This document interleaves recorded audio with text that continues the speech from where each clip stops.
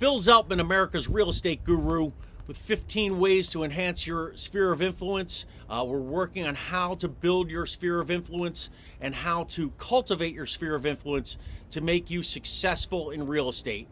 And today, this is something, and I've been coaching realtors now for about 7 years.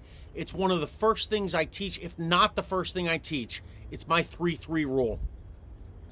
When you are meeting someone or having a conversation with someone, even if you've had this conversation 100 times, every person you speak with, you want to always end with my 3-3 rule. Well, what's my 3-3 rule?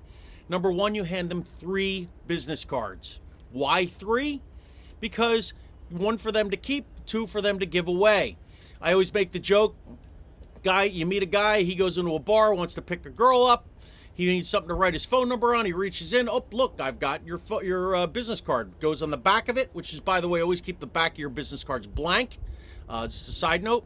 He puts his phone number on there, gives it to the girl. Girl's like, oh, thank you, whatever. She has no intention of calling him. But guess what?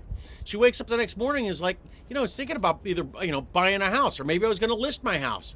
She's got a realtor's card in her hand. 3 business cards. So that's the first part of the 3 rule.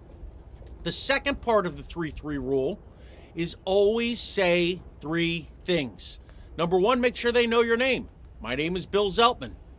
Number 2, make sure they know what you do for a living. I'm a real estate broker. Easy enough, right? Number 3 is just as easy.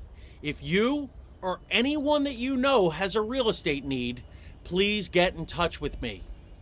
That's the 3-3 rule. It's as simple as that, and you need to get in the habit of doing that with every person you speak to, from the person bagging your groceries to your waiter to every person that you meet at any type of function to everyone in your sphere of influence.